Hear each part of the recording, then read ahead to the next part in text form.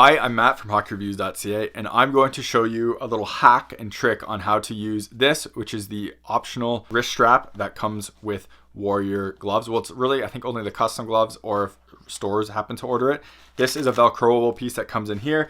It also has a strap so you can pull it tight and keep it in there if you want a tighter wrist strap. I don't want a tighter wrist strap, but I found a use for this strap, which helps keeps this glove on your hand so it doesn't feel like it's falling off, which I'll explain in a second. And that is what this strap is, and I'll show you how to do that. Now, I mentioned this in my review of this glove, which is obviously the 6.1. We're looking at the 7.1 because I decided to try to figure a way to do this without exposing my hand to Velcro, which is the way I did on this. And I found a pretty interesting solution with this thing, so I figured I'd share it with the world. So this strap normally has a piece right here that goes under this cuff piece and comes up like this, but I don't want to use it for that. I don't need it for that. And what I'm trying to fix in here is, while this glove I think is pretty comfortable and solid, because of the straps are right here and back here, and even if you kind of put up here, it's still up there. When you close this glove, I've always found my hands feel like they're sliding out like this. So even if I do this as tight as possible, it still feels like my fingers are gonna fall out like this, as you can see, and the grip just isn't down there as much as I wanted. And even if I did this as tight as possible,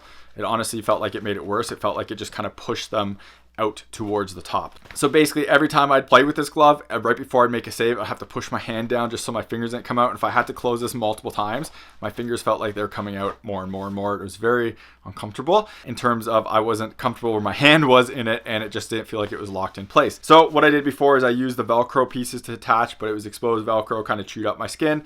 I found a better solution. So what we're gonna do is show that off right now. I've had people ask me over and over again of what socks I always recommend, and I've been using Cut Shield for a while now. I have multiple stuff from them. So Cut Shield is a company out of Canada that makes cut resistant socks, and these are their Pro Air 6, which means it's an ANSI level 6 for cut resistance on here. Full review of it up there so you can check it out. But I now have a coupon code with Cut Shield, so if you want to support the channel, you can check out the link in the description to Cut Shield, buy some socks, which I think are honestly one of the better socks on the market. I absolutely love them. They're pretty thin and they are cut resistant, and they're not too hot either. Use my coupon code, you get 25% off, and it helps support the channel. So this piece normally kind of looks like this. So this is from the older glove, and it has this piece on here which makes this adjustable so you can tighten it and loosen it. But I didn't want this piece of plastic on the backhand, so I just took this out all the way. How you do that, you just pull these pieces out and you can pull it through. I'm not going to do that because it's pretty straightforward. What I did is I pulled those through, and you have this piece, and then I kind of looped it over itself so it would have a loop. As you can see, this just goes through the end piece. I just looped it through itself so you had to create a loop there. And then on this side, I put it through this little piece right here, this Gen Pro, and looped it through there so you have another loop. And what I'm going to do with this is show how you connect it, and you use these loops with the different pieces on here to make it kind of hold in place. So I found the best way to do this is to use both of these and kind of wrap them on each other. So that way you have this piece down here, because you do want kind of that closure kind of closing right here, so it doesn't really affect break angle. I find if you go this way more, and if you do this too tight, it's going to affect break angle, and it will kind of stop your hand from closing all the way. So keeping it kind of over here is a nice little piece of that. And then this part I always put through here, and you just do this kind of snug, and then this Velcro is on the other side of the Velcro so it doesn't really move anywhere, and it's in place. Now this part is going to be a bit trial and error. You're going to have to find out which one works best for you, because it doesn't totally fit perfectly on here, but also you have to find out where it ends up being loose enough and comfortable enough where the glove itself still closes. So I like to do this loop a little bit bigger, and while this isn't a Velcro loop or anything, because this is a sticky Velcro, it kind of sticks in this loop a little bit as well anyways. So what I do on here is kind of angle it a little bit over this way, put this through, pull that through a bit, and then just try to get that piece kind of connected right there as well. So that way it's connected to this and that, and it goes through this, and it's a little bit more snug. Put your hand in there and make sure it closes pretty good, and it does. I have no issues with that, so it feels okay. I might do this a little bit tighter actually, just to see if that holds in place a little bit more, and that should be okay. Now this is where I mentioned my hands can't really slide out anymore because this strap is holding it down, and it is a lot more honestly comfortable to use just because it doesn't feel like my hand's going anywhere.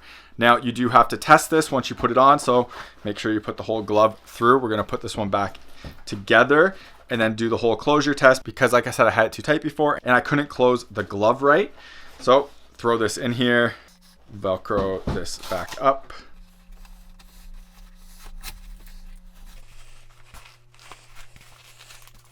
And then this one is always one to watch out for as well, because when you put it really tight, you can see this stretching and it kind of stops the glove from closing all the way.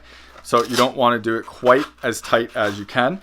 I keep it very loose. I put it basically just on the tip, and that way it doesn't actually pull off as much. And closure on it is still fantastic. So hopefully that can get you a bit more bite on this glove. I would love to see Warrior just add a strap in there somehow. It'd be really easy if you had more Velcro and are making the glove, just to have that piece kind of go through there and even allow it to kind of move back and forth on here. So you have more of a locked in feeling that way. And that way you won't have to use this. I used to put this piece in right here just for a bit more padding and cushioning on here. You don't really need it. And Warrior does include a piece of foam in there to do as well if you really want that. But I took that piece out, so it's not a big deal. So if you're buying a custom glove for this, 100% order that extra piece. So you can do that if you want to, or you can put it there if you want to, and hopefully it'll work for you. So that's about it for this video. Hopefully it was helpful. Check out my other videos on the G7 line. If this video was helpful, please reach out to Warrior. Let them know on social media like Warrior Goalie. Let them know hockey reviews videos are helpful. It's greatly appreciated. And that way, hopefully I can do more videos like this and more content on the Warrior gear and gear in the future. Thank you very much for watching. Remember to like this video. If you have any questions, let me know in the comments below. I'll try to answer them as best as possible. Thank you very much for watching this video. Remember to like this video, subscribe to me on YouTube, follow me on Instagram and TikTok. Links are in the description. If you want to support this channel and you're buying hockey equipment anyways, if you live in Canada, check out the links in the description to Hockey Supremacy. If you're in the US, Pure Hockey. Clicking those links, making a purchase gives me a kickback, so I can make more content and do more videos like this. Otherwise, if you want to support the channel without buying anything hockey related, check out the links in the description to Buy Me a Coffee and Patreon. Everything through any of those links always comes back into the channel, so I can keep making more content and doing more reviews. Thank you very much for watching, and take it easy. You're watching HockeyReviews.ca.